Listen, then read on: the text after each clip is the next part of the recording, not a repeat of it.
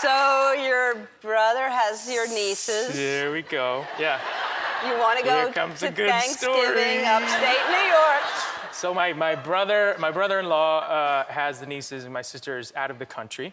And is this a fireside talk? Is that what this is? Yeah. And we decide that we're all gonna go up to upstate New York to my best friend's house there with their family. And so my mom is coming too, but we don't plan very well. And my brother-in-law's car had broken down. So I had assumed that we were gonna take his car, but unfortunately, the night before I heard that his car wasn't available. So that night I had to rent a car. And the only car available apparently in New York City was a bright red Ford Focus, which is an amazing car. And after this experience, which you'll hear we had in this car, I really actually want to buy one, but it was too small for 5 people. Also, my brother-in-law brought, for the 1-year-old, this baby seat that he called the Cadillac of baby seats, which is the biggest baby seat I've ever seen in my entire life. So essentially, there were all 5 of us in a baby seat, so I'd say there were 7 of us in the car.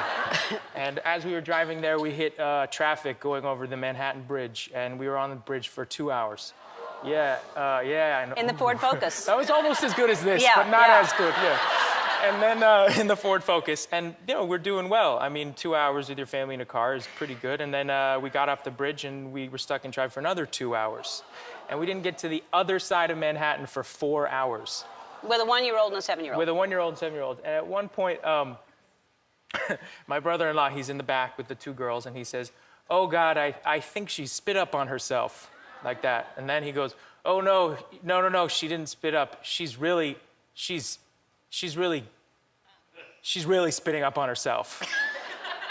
And I was like, "Oh God, it's so much," he says. "Oh my God, that's really a lot." My 1-year-old niece had vomited all over the back seat of the car and all over my brother-in-law, who has a very hard time with things like that. He can handle a lot as a father, but that is one thing he cannot really handle. So he said, "Oh God, I think I'm gonna spit up on myself." Spit up on himself, I don't. Anyway, so Spit up. before I spit up on myself, I pull the car over, the beautiful red car, and we pull into a gas station, and I look in the back, and it's filled with vomit. And I'm sorry, and my 7-year-old niece says, "What's happening?" "What's happening? I've waited 7 hours in this car, and this is what Thanksgiving is?" And